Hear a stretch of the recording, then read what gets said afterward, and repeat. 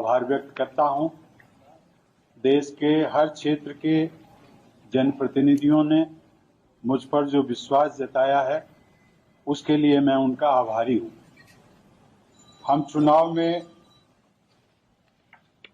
विपक्ष की उम्मीदवार रही श्रीमती मीरा कुमार जी को भी धन्यवाद के साथ ही अपनी शुभकामनाएं भी देता हूं। जिस पद का गौरव डॉक्टर राजेंद्र प्रसाद जी, डॉक्टर सर्वपल्ली राधाकृष्णन जी, एपीजे अब्दुल कलाम जी और प्रणब मुखर्जी जी जैसे महान विद्वानों ने बढ़ाया है, उस पद पर मेरा चयन मुझे बहुत बड़ी जिम्मेदारी का एहसास करा रहा है। व्यक्तिगत रूप से मेरे लिए ये बहुत ही भावुक क्षण है। आज दिल्ली में सुबह से बारिश हो रही है। बारिश का ये मौसम मुझे बचपन के उन दिनों की याद दिलाता है जब मैं अपने पैतृक गांव में रहा करता था।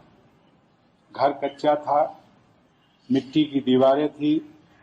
तेज बारिश के समय फूस की बनी छत पानी रोक नहीं पाती थी।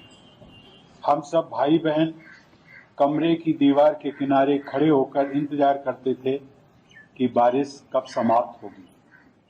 आज देश में ऐसे कितने ही रामनाथ कोविंद होंगे जो इस समय बारिश में भीग रहे होंगे, कहीं खेती कर रहे होंगे, कहीं मजदूरी कर रहे होंगे, शाम को भोजन मिल जाए इसके लिए पसीना बहा रहे होंगे।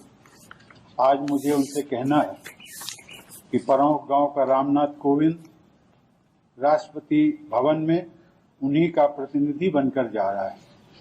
मुझे ये जिम्मेदारी दिया जाना देश के ऐसे हर व्यक्ति के लिए एक संदेश भी है जो ईमानदारी और प्रामाणिकता के साथ अपने कर्तव्यों का निर्वहन करता है।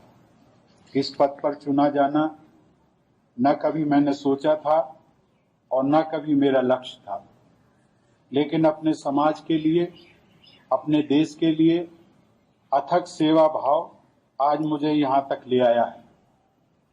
यही सेवा भाव हमारे देश की परंपरा भी है। राष्ट्रपति के पद पर मेरा चयन भारतीय लोकतंत्र की महानता का प्रतीक है। इस पद पर रहते हुए संविधान की रक्षा करना और संविधान की मर्यादा को बनाए रखना मेरा कर्तव्य है। मैं देश के सभी लोगों को नमन करते हुए उन्हें विश्वास दिलाता हूं कि सर्वे भवन्तु सुखिनः के भाव के साथ राष्ट्र की सेवा में निरंतर लगा रहूंगा। देश के लोगों का, हर राजनीतिक दल का और सभी जनप्रतिनिधियों का एक बार पुनः बहुत बहुत आभार और आप सभी को भी बहुत बहुत धन्यवाद।